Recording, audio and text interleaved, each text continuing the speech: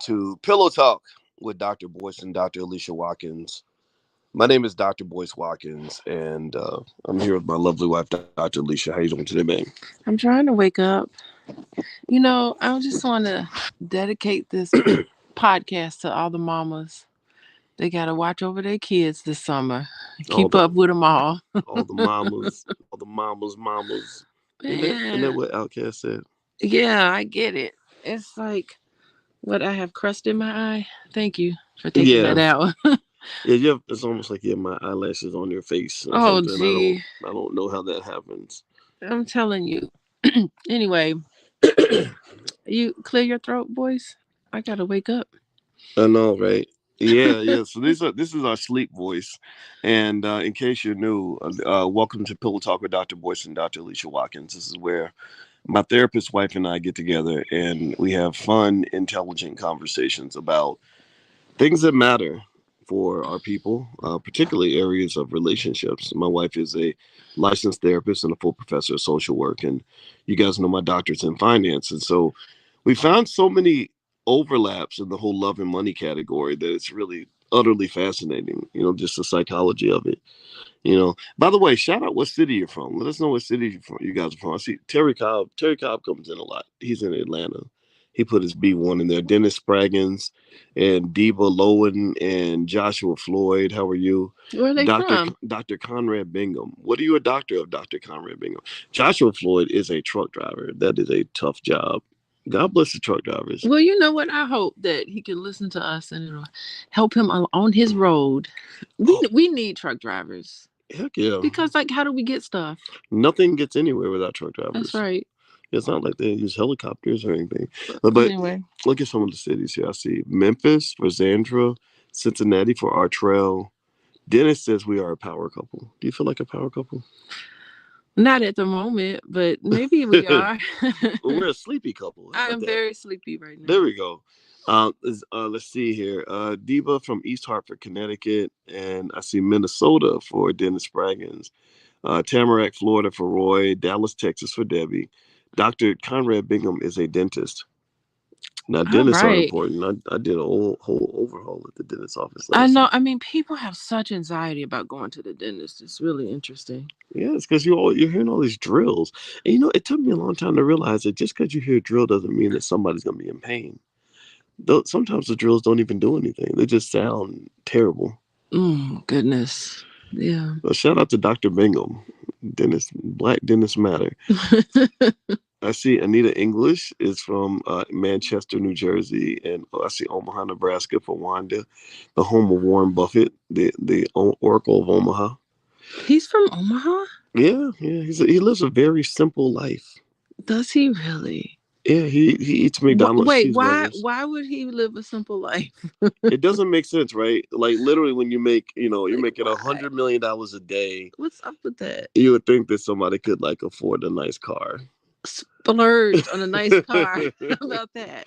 Yeah, yeah. Well, speaking of that, I was really happy. We bought a car last year, and I was talking about cars the other day on my Instagram. My Instagram is the real Boyce Watkins, and I was talking about how the price. People don't know the average. Do you know this? That the average new car note price has risen to over $700. How many of y'all knew that? $700. Yeah, Wow. yeah, $700. And so basically, I said, do you realize that if you took $712, the average new car note, and you invested that in an S&P 500 index fund over a 10-year period, guess how much money you'd have? How much? Over a 10-year period? Mhm. Mm. Approximately, this is approximate, $155,718 And you giving all that money to who? The bank? to the car dealer. To the car dealer? Mhm. Yeah, so And the bank who finances and gets interest off of you. Yeah, I mean, why a brand new car? Why are so many people buying brand new I don't cars? know. When we bought our car, we didn't get a new car. Remember the difference? We went to Well, the we lot, could have gotten a brand new car. I just thought it was stupid. and it was so expensive. Yeah. I remember just we saw the Infinity that we really liked, and it was brand new. We needed a big one because we got all these damn kids, All these people. all You these other gotta. human beings that think that they should live in our house. and Yeah. and our other Infinity was not big enough, so to hold all the kids and grandma. So what we did was we got a bigger Infinity, and with the new car price, first we looked at the Lincolns because we started acting a little too black, and we saw those fancy Lincolns, and I said, man, I'm not spending all this money. Oh, and we looked at the Cadillac. Remember the Cadillac Oh, Escalade? I did not like it. I did not like it. You know what? Nothing's more black than the Cadillac. That is so true. That's why they got Serena Williams in their commercials. That's right. Yeah, Shoot, but you smart. yeah. So we looked at the Lincoln and the Cadillac, and it was just way too expensive. It wasn't like the money wasn't around. I mean, it's not a secret like that. I'm not that we're not poor, right? But I was like, I don't want to waste that much money. I want to invest that much money, and so we went to Infinity, and we found an Infinity, a new one that was more reasonably priced, but it was still overpriced. And then remember, I said, let's look at some of the 2018s. Let's go 3 years back and take a look at some of those. So that way we can get the new car smell and all that without the price. And then we both looked at the same car at the same time and fell in love. Yeah, but that was when inventory was much higher. I think right now it's tough to find a car now, like a Yeah, used car. it is. That's my understanding. Yeah, the whole industry's backed up. Yeah, it is backed up. Yeah. By the way, if you all could do us a favor, just a reminder, you're watching Pillow Talk with Dr. Boyce and Dr. Alicia Watkins. And also, if you could you give us a yes in the chat if you can hear us okay? Let us know you can hear us okay. We actually do the podcast directly from our phone. If you're a person that ever wanted to do a podcast, just know that a lot of this stuff doesn't require fancy equipment or anything like that. I use an app called Anchor where I load up the audio, and Anchor actually puts the podcast on Spotify and Apple Music and all that stuff for you. Okay, thank you very much, Artel and Dr. Bingham and Adam Carter and Kendall Jones and Gregory Williamson. All right, so let's jump into our topic for today. All right, so we got this thing. Somebody sent us this thing. I wish I had. I think her name was Antoinette. Shout out to Antoinette for sending this over. I hope I didn't get her name wrong, but the sister sent this to me in my inbox, and it was about secret bank accounts. And that led us to our question for today: is a secret bank account okay to have in a relationship? And so what I'm going to do is share with you. This is exactly the post that they sent me. I have no idea who that lady is at the top. She's for some reason the post had this lady, and I don't know if that's her or not, It but could be her. it could be. It Yeah. could be. So let me tell you what was said here, and then we can kind of talk You about can it. read that little print. Yeah, I can. Okay. All right. Go ahead. I got better eyes than you. I can't read it, but you go ahead. All right. It says, my husband works and I am a stay at home mom. Mhm. He is the most unselfish person I know. So I guess she's a stay at home mom, which means she does not make income outside the house. He is the most unselfish person I know. I handle all the finances, and he has never said or acted like it was his money. It's our money. Anyway, he is upset with me because he found out I had a bank account he knew nothing about. I've been making money online and keeping it from him. He says that his problem is not that I've been making money online, but that I kept it from him in the event of a divorce someday.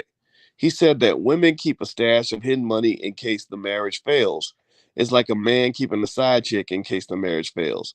And we both need to be all in or nothing. Mhm. My mom raised me to have a secret stash that my husband doesn't know about. Is this wrong? Is my husband right? Okay, so let's do a quick little poll here.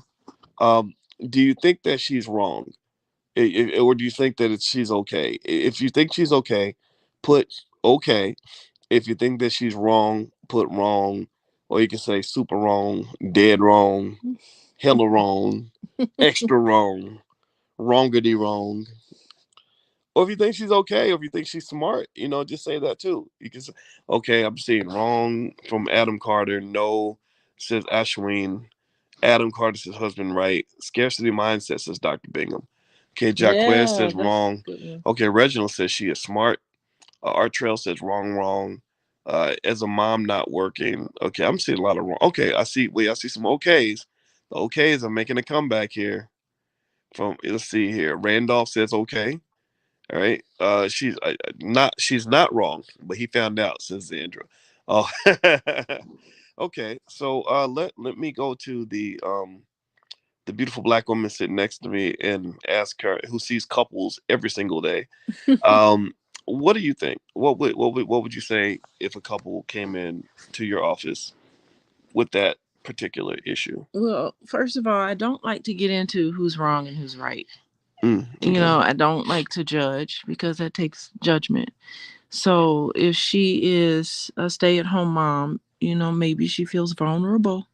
What you gonna do if your husband runs off with the secretary while you at home raising the kids? It's like it leaves you in this vulnerable position, and so maybe she's coming from that perspective. And then for him, he's like, I trusted you. I'm bringing home all the bacon, giving all the bacon to you, trusting that you would handle everything in this house so that I can go out and make the money, and we're a team together. It doesn't feel like much of a team when you're sitting here just playing for yourself.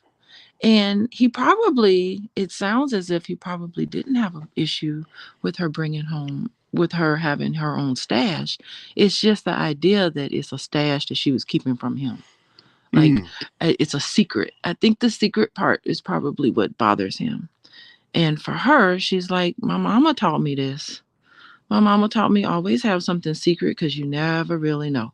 And so mhm, it makes me wonder, what happened to that mother. Maybe that mother suffered something really awful in her history where she is just putting that on her kids, that it's gonna happen, it's inevitable, that this man, you can't trust no man, and they're gonna go out and do all these things, and so you've got to protect yourself. So I don't know, I try to help explain and learn about why people do the things that they do, why people hurt each other, and more so getting to the bottom of that so that they can know each other better. And then probably at the other side of this, everyone gets what they want. mm, He gets a wife he can trust. She gets a husband who, because she already said, my husband's very generous.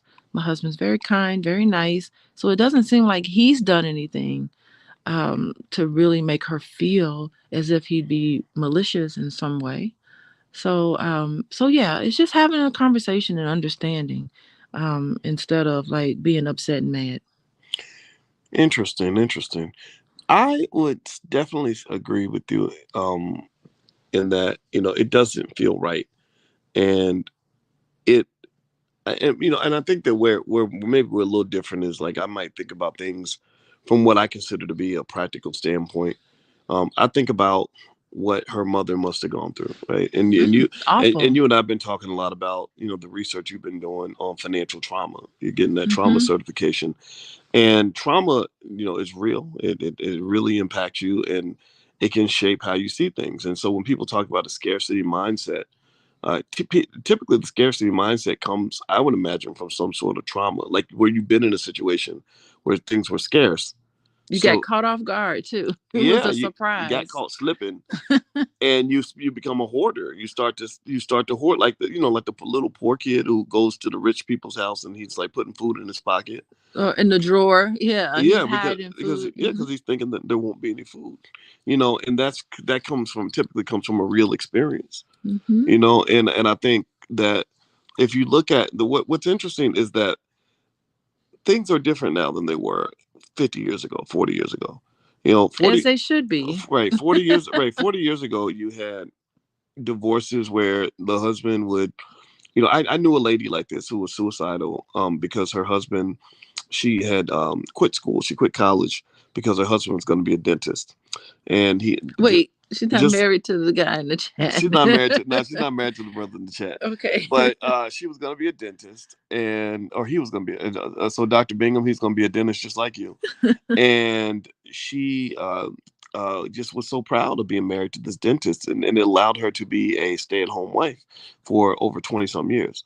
Well, just like almost like out of a textbook, he falls in love with his 23-year-old secretary Secretary. Hmm. and runs off with the secretary, and the wife is stuck trying to maintain a lifestyle for her kids that she cannot afford.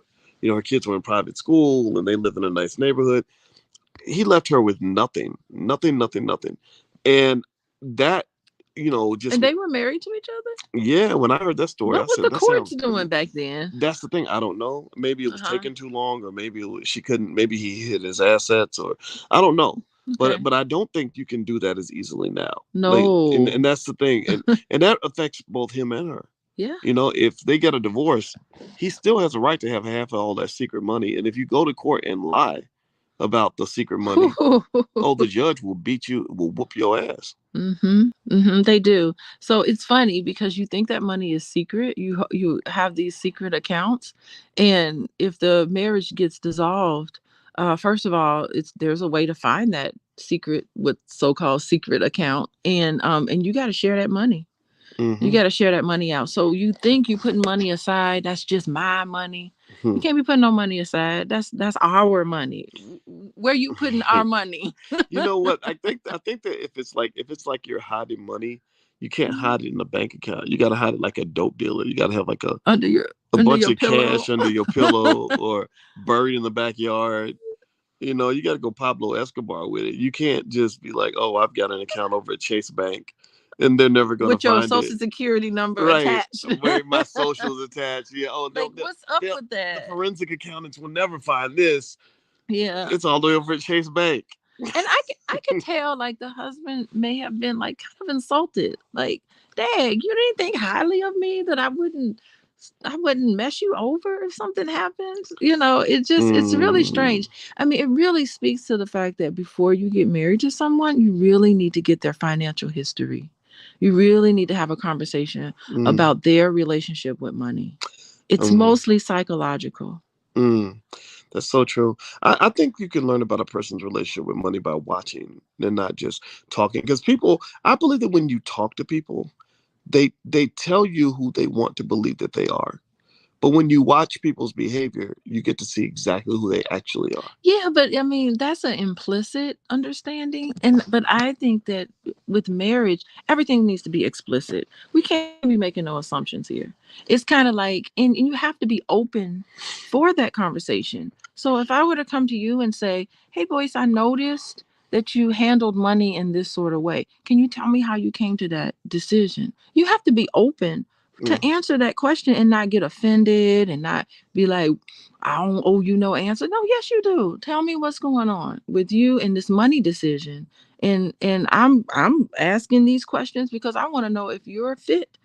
I want to know what I'm getting into when who am I marrying. mm, And so it's being you have to have these conversations. And most people they get so anxious when they talk about money and finances, they just shy away from it and go scramble away and do whatever they want to do. mm. Hmm. Everybody, you're watching Pillow Talk with Dr. Boyce and Dr. Alicia Watkins. My name is Dr. Boyce Watkins. I'm here with my wife, Dr. Alicia Watkins, and my wife is a therapist, and she sees couples and things like that. And also, if you want some free resources on how to sort of heal your relationships or to improve your money mindset, we love talking about this sort of thing and sharing information. So feel free to go to boyceandalicia.com. We have a Black Love Challenge. We have all kinds of tests and workbooks and things like that you could take a look at to not just understand your mindset when it comes to money and life and relationships, but everything in between. And so let me dig into this. So I think that there has to be room for different perspectives. What I, ever since I was a kid, I was never really a big rule follower. You know that, right? I And like that. I mean, 'cause that's what makes you such a great entrepreneur. I was reading that book called Originals, uh-huh. and you fit the perfect original person. The Do I? originals who come up with these great ideas, very super creative, brilliant almost. And so, yeah, I wonder what is it like for you boys growing up being so unique? Well, no, I mean, I believe you. I believe you should make you make. I believe you should make your rules the way you make your food. When you Hmm. make the best meal, it's not like a happy meal. It's not a meal that's cooked by somebody else. I think it should be a meal that's cooked by you with your ingredients with the exact right balance that's really going to work for you, right? So I think that in a relationship, I would argue that communication does matter, but also you don't just communicate with me with your words, you communicate with me with your actions. I learn more about how you view money by watching you make financial decisions than I did from what you told me. You Uh-huh. you told me things, sure. You told me what you wanted the rules to be and what your preferences were. But I also just kind of knew. I was like, okay, my wife is frugal. When she makes, she doesn't buy anything for herself. She she thinks we're poor, no matter how much money we have. I literally, I could be. I mean, I know how to make money. I'm a big time investor, and I think in your mind you always think that we're poor. I don't know if I think they were poor. Like, okay, so that's why we have to have these explicit conversations, because your interpretation of my behavior is different. Like, I grew up with everything just being enough. This is enough. We're content with what we have. So it was never like, go get money, gotta have money, money's so important, all of that. And I would have conversations with my dad about money, and he would say, like, it's just subtractions and additions. That's it.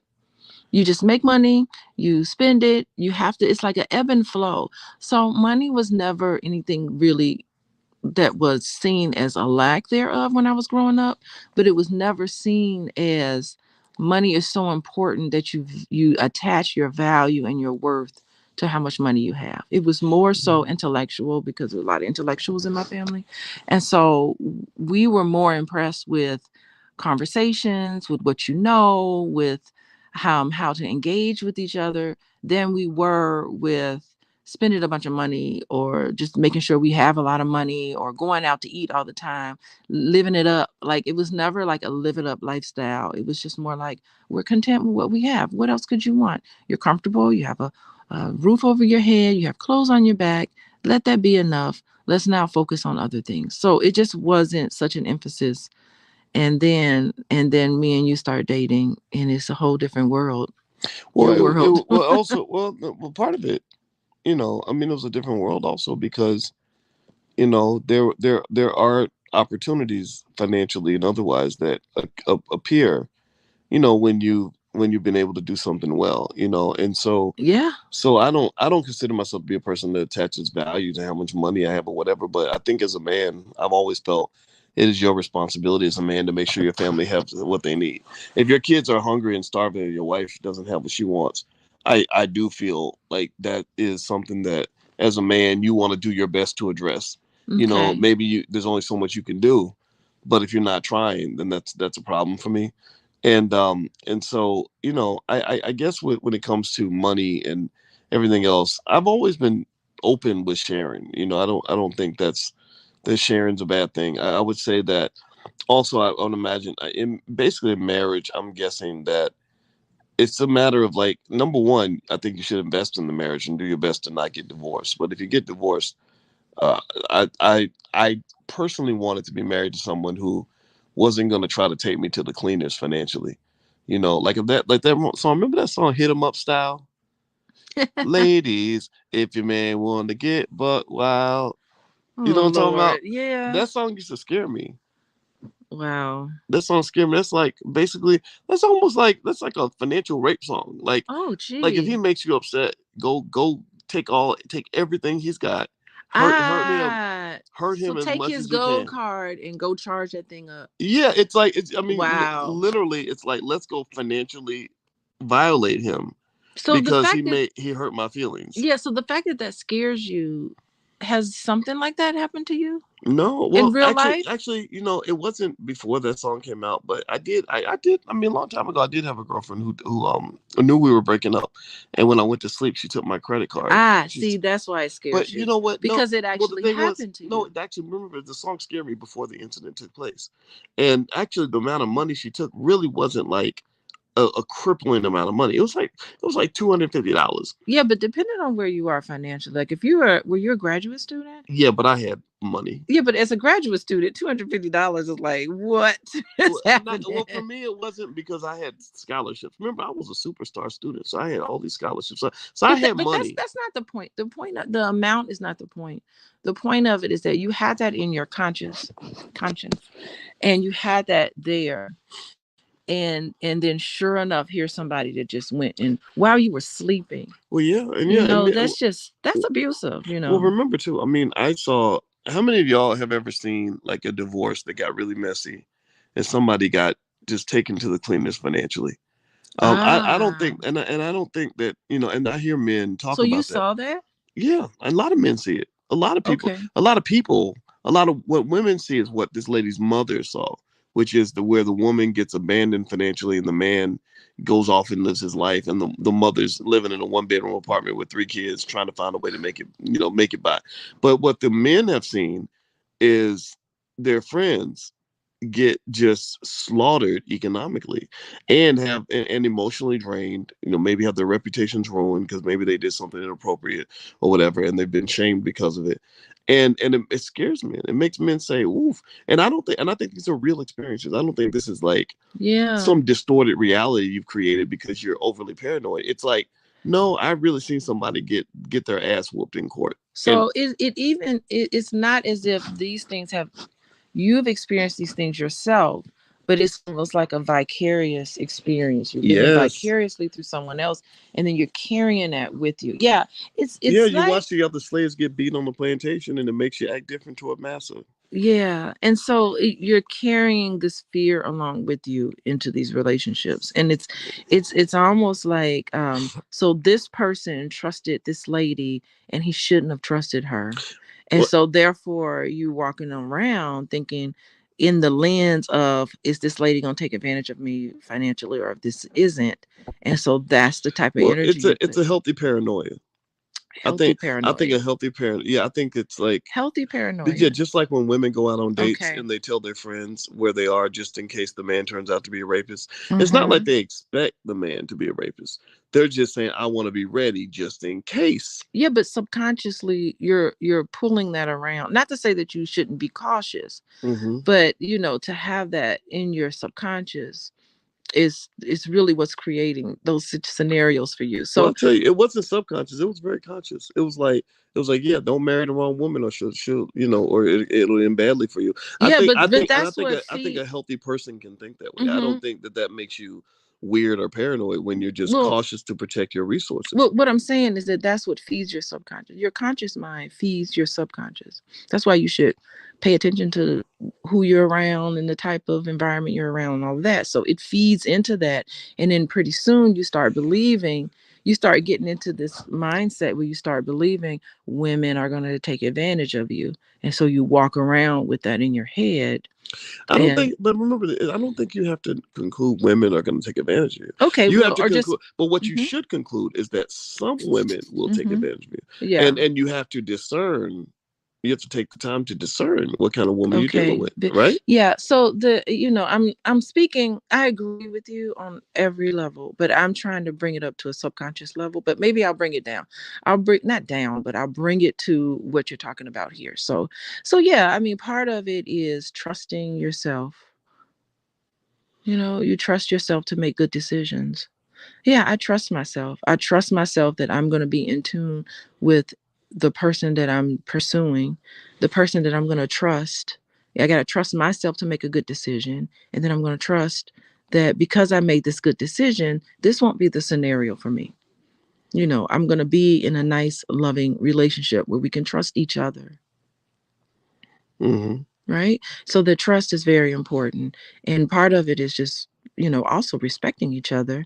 And, does this person respect my money? Does this person respect my time, my resources? All of that kind of builds and plays on each other, right? Yeah, that is so true. Yeah. And so if you're carrying around some of these issues that you've witnessed your friends taking advantage of, and you've seen all these other things, you should have a conversation with yourself about what you're automatically assuming. When you think about dating a woman, what comes to your mind? Are you thinking, okay, is she going to want me because of my money? Is she going to want me because of this? If so you have to pay attention to that. Yeah, that's true. Well, by the way, everybody, you're watching Pillow Talk with Dr. Boyce and Dr. Alicia Watkins. My name is Dr. Boyce Watkins. And if you could take 1 second, please hit the thumbs up button, thumbs up, thumbs up, thumbs up, share, subscribe. Our goal is to have intelligent conversations about things that matter to our people, particularly in the areas of relationships and money and mindset. Alicia is a licensed therapist and also a full professor of social work. I'm a professor of finance. And speaking of that, I want to remind everybody that tomorrow I start a new Black Wealth Bootcamp on how to generate income from selling stock options. This is something that a lot of people don't talk about, but it's great. It's how I generate income for my own family. And if it's something that you'd like to learn, it's a life skill that will benefit you in the tune of thousands of dollars over time. Feel free to go to boycewatkins.com. You have one more day to sign up. And after tomorrow, we're going to have to shut down the cart. But if you'd like to join us, feel free to go to boycewatkins.com. Okay, so let's jump back to the topic at hand here. So, my thought on on the secret bank account, obviously, it just doesn't make any sense. I would say a separate bank account makes sense. A secret bank account is kind of over the top. That kind of speaks of a weird type of deception. Also, based on the story that we read, where this mother's sitting at home and she has a secret online business and decides to not tell her husband about the money, whereas he's telling her about all of his money. He's bringing home all of his money. That's a problem. That's almost to me it almost feels like she's looking at herself almost like a child. Like I can go to work. Like how teenagers get their little job at McDonald's and they don't expect to share that money with anybody. They should do whatever they want. And then you have some families, where my mother used to tell me, no, you're making money, you should contribute to the bills. And it Wait, was as a child, you were a I child? was 15. I wasn't a child. I was a Wait, so you were a I was a child and you young had to man. pay bills as a child? Yeah, my mother would did that, and you know what? It helped me a lot. It really. Do you understand how much more prepared for adulthood I was at 18 than my friends? A lot of kids go to college. They don't know how to do nothing. They don't know. They ain't never paid a bill. They ain't never had a But they're not responsibility. supposed to know. That's the time where you are development. I'm thinking as a developmentally. Hmm. That's the time where yes, it's almost like going to college way too early and then you miss out on your childhood. It's like go to college when it's college time. Be a child when it's time to be a child. And I know I heard that you took on parenting responsibilities early on too. And so it just, part of me just wonders about you're taking on the paying the bills and you're taking on these parenting responsibilities as a child, and it's like who parented you, and were you able to have the space where you can actually be a child yourself? Yeah, well, And so it just that I concerns do me. agree that my parents believe deeply in accountability. And here's the deal: on one hand, it does take away, from your ability to just be an irresponsible kid. Like I have friends that would do things. My boys that I hung out with every weekend, they would get in trouble for something, and they wouldn't even get punished, or they get grounded for a day. My parents would ground me for 2 or 3 weeks, and Well, it what it was did sucked. the punishment fit the crime? That sounds Well, draconian. sometimes it did, sometimes it didn't. Sometimes they definitely went extra hard, and what the How did you feel when they went extra hard? I didn't like it, but let me just say this. Let me explain. Let me give their side of the story. My grandfather used to tell my mother, if you don't discipline your son, the police are gonna discipline your son, and he's gonna end up dead or in prison. Okay, so And discipline is one thing, but like hard punishment for something is different, yeah, you I mean, know? they're Southern black people, so there tends to be a different type of discipline that is accepted, but but um I have no sympathy for myself for what I went through because all those boys that weren't getting punished, they ended up on drugs. A lot of them ended up dead. Some of them ended up in prison. Some of them ended up out in the street. Okay, And so I didn't. Do you understand? I did not have a single friend. I mean, this is what my parents were up against. uh-huh, I did not have a single friend. I counted up every single male friend I hung out with, uh-huh. except for the white boy I became friends with when I was 13. Toby. Toby became successful. Okay, so was Every Toby did Toby have to pay bills as a 15-year-old and baby and no take to, on parenting no Toby had a different responsibilities? experience, Okay. but at the same time, all the black men. Toby wasn't black either. So he had white privilege. So the thing is that I don't know. so Okay. the point I'm making though Mm-hmm. is while I know sometimes parents can overcorrect, sometimes parents can go harder than they need to go, but I'm appreciative of that actually Mm-hmm. because you don't understand when I was 18 or 19, I was on top of things. I was taking advantage of opportunities and my friends weren't. And you look at our kids don't really know struggle at all.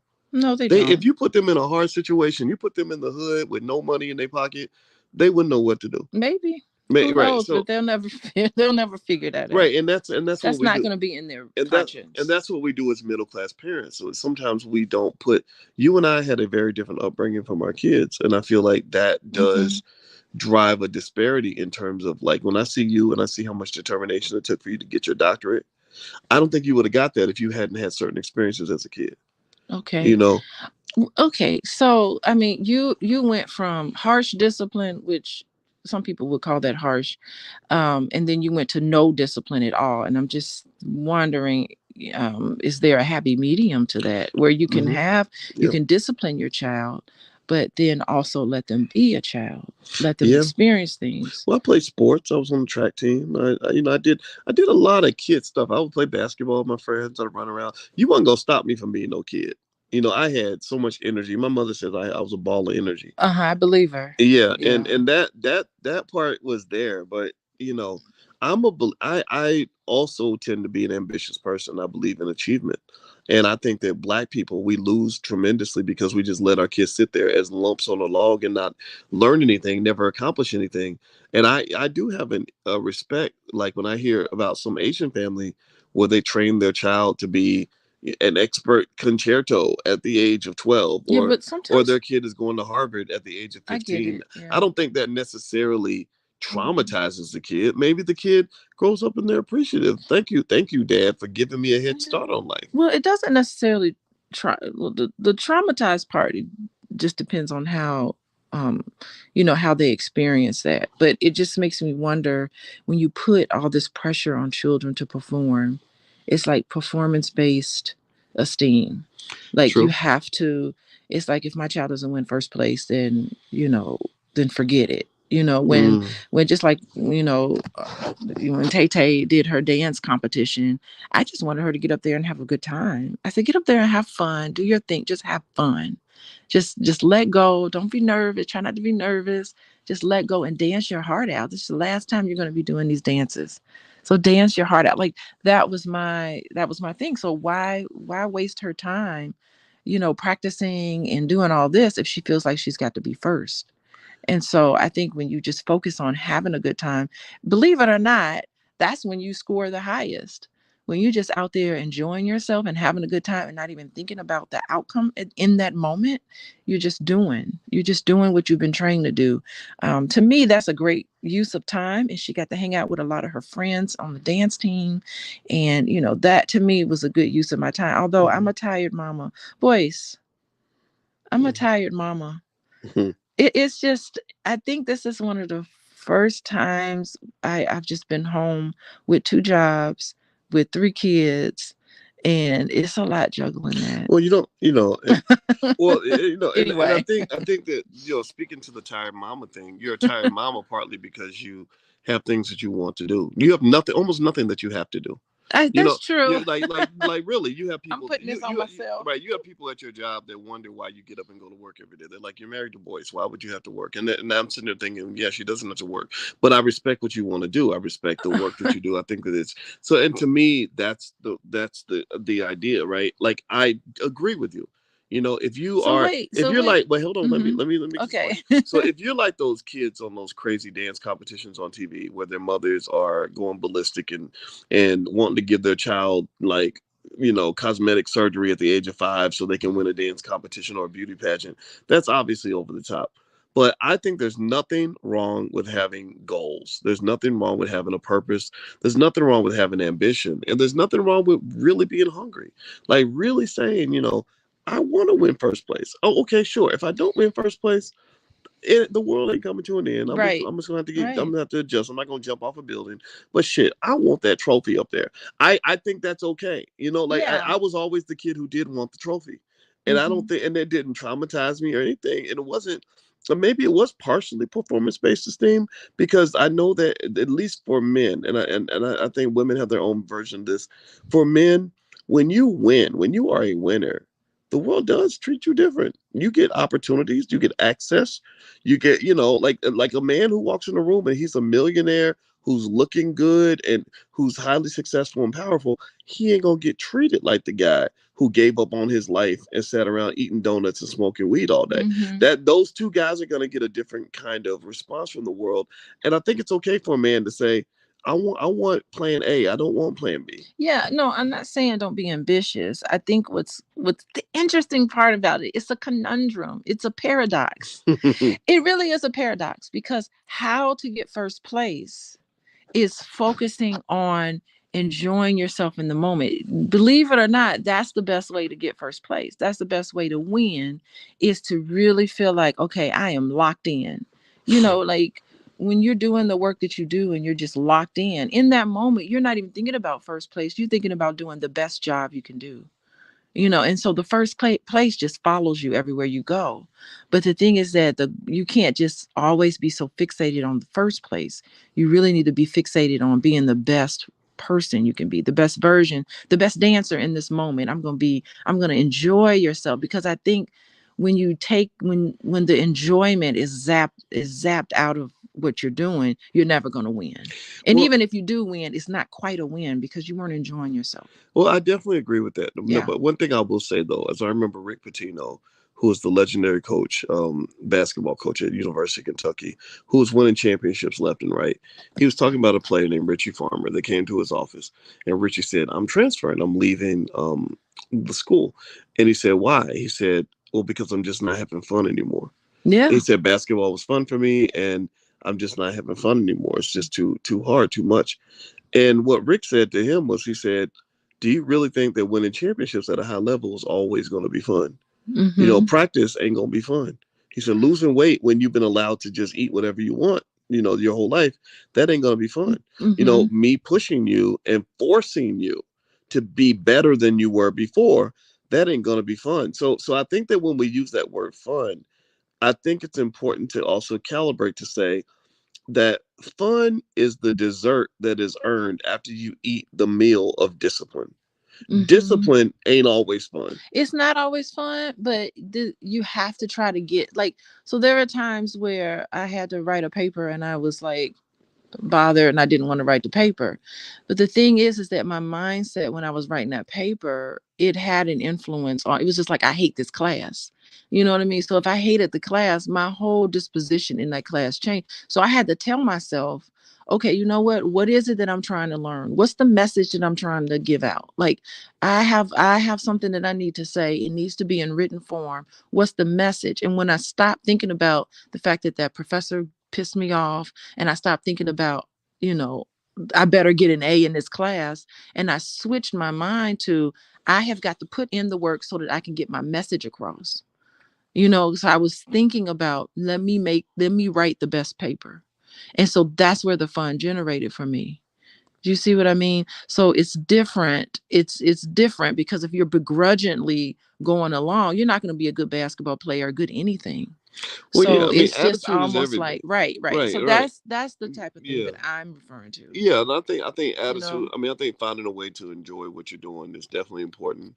At the same time, I don't always enjoy every single thing I do to achieve the things I want to achieve. But I know that there is a sacrifice required before you can have the fun. Like last year, you and I, just we did fun stuff. We got a yacht for a week and went out into the ocean and did something, that that I wouldn't have been able to afford to do as a kid. But that was because of the discipline and sacrifice that was required to get into that position. So I think that it's important. I give my philosophy is like when it comes to kids, I think it's important to help them understand everything ain't gonna be fun. You're gonna have a Mhm. lot of days where you're not Mhm. really having fun that day. Well, the whole purpose of getting away from performance-based anxiety is that, not anxiety, but performance-based self-esteem, is that you only feel good about yourself. Only feel good about yourself when you win. And I think that's the problem when you're tying your self-worth toward this outcome, or you're tying your self-worth to how you look, Mm-hmm. or tying your self-worth with who am I dating, or what am I doing, or I gotta make sure that I'm profile. So your self-worth is tied to these things outside of yourself. That's when you look at that person and you say, wow, this person is really miserable, because you're always going to win and you're always going to lose. Like, Well, it's well, just a well, I given, do agree with that, you right? And know. I think that when you talk about self worth, I would say that there's two types of worth. There's the worth you see yourself having, and then there's the worth that the world sees with you, how people respond to you. And they, because how they respond to you determines whether or not you'll get the things that you would like to have. So, like, if I'm a guy who says my self worth is the same whether I am fat or skinny, I can gain 500 pounds and I'm still as worthy as I am if I weigh 180. Sure, you are absolutely. Internally, God loves all his children and you're still a valuable soul. But if you go out into the world and you're like, hey, I still am the sexy man that I was at 180 pounds, and women are looking at you differently, like, no, you're not. you know, then or I'm still as worthy when I'm smoking crack as I was when I was healthy and taking care of myself. You are internally, sure. Again, God loves all the children, but the world does look at you differently. So I think that there is an incentive. I think that we have to be careful when we say, performance, or I don't think you're saying this, but I don't think we want to get to the point where we let somebody believe that how you perform means nothing in your outcomes. Like it just has nothing to do with the things that Yeah. matter for you. That's just not true. Yeah, the thing, it Doing always, your best makes a difference in this world. yeah, it always feels good to win. I ain't gonna lie. Don't be ambitious. I'm not saying not to be ambitious. It always feels good to win.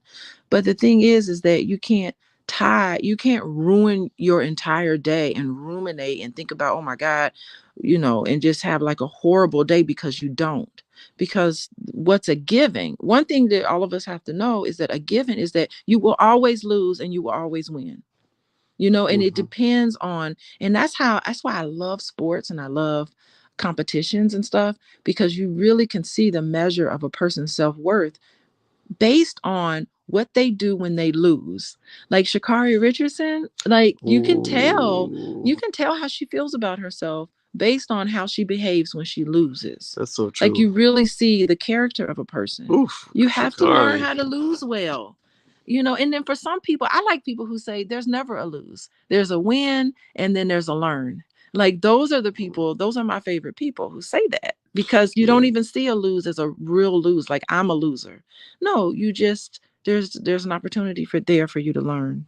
Now I do see that.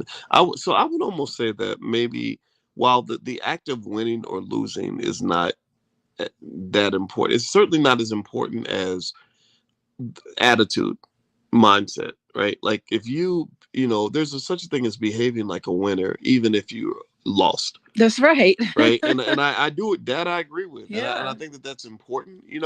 And I remember when I was in college and I wanted to make good grades. I really had that performance based esteem thing going on, which because I was known as the smart kid. I had the highest GPA of all the black students on the University of Kentucky campus, Hmm. and I remember saying there's too much pressure to feel like I have to make an A because there's too many variables I can't control. What I can Yeah. control is whether I do my best.